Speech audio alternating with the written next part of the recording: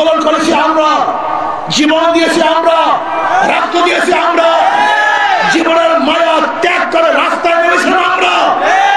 উপদেষ্টা বানাবেন ওই সমস্ত বিদেশি চাটুকারদেরকে, যারা ইসলামের দুশমন, দেশের দুশমন, যারা ফ্যাসিস্টের দুশমন ছিল, তাদেরকে উপদেষ্টা বানাবেন। এই ক্ষমতা আপনাদের দেওয়া হয় নাই। ওরা দেশের মানুষের পাগল নয়, জনগণের ভক্তদের মধ্যে নাই। ওরা মানুষের রক্ত এবং আবেগের উপরে দাঁড়িয়ে ক্ষমতায় যেতে চায়।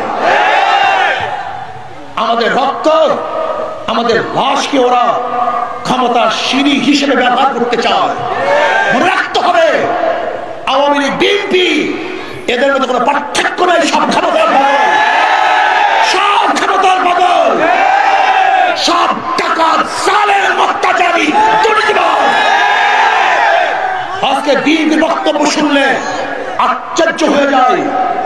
আজকে বিএনপির বক্তব্য দেখলে বিবিকে নাড়া দেয়। আওয়ামী লীগ, বিএনপি মুদ্রার এপি টপিক, মুদ্রার এপি টপিক। ওরা 53 বছর পর্যন্ত ভাগাভাগি করে দেশটাকে দুর্নীতিতে 5 বার চ্যাম্পিয়নশিপ করেছে।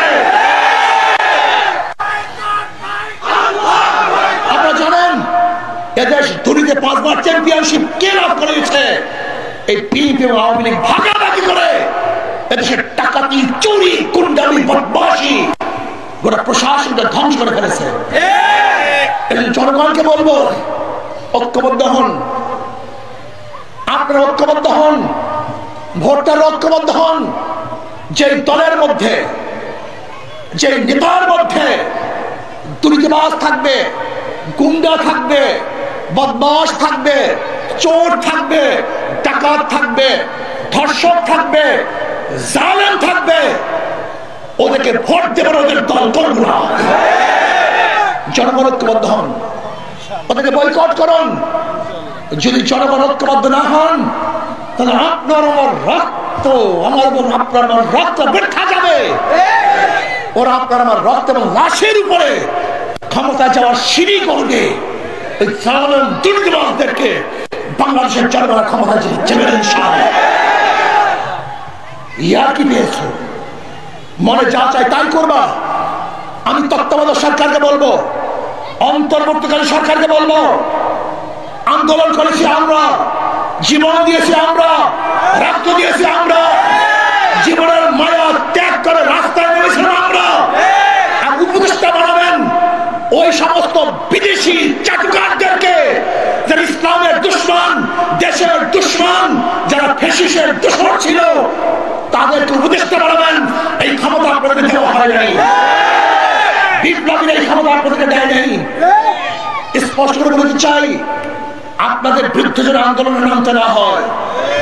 যদি দেশের জনগণ, এর জাতি এবং জনগণের আশা এবং আকাঙ্ক্ষার প্রতিফলন ঘটাতে না পারেন, ইসলামের দুশমনদেরকে উপদেষ্টা বানান, এদের স্বার্থের বাইরে কাজ করেন।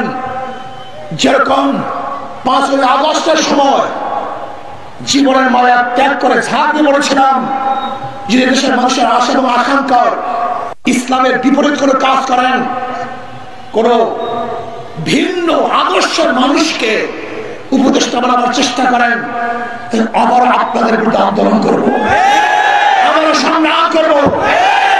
এদেশে বিপ্লব ঘটাবো ইনশাআল্লাহ, ইসলাম হুকুমত কায়েম করবোই করবো ইনশাআল্লাহ।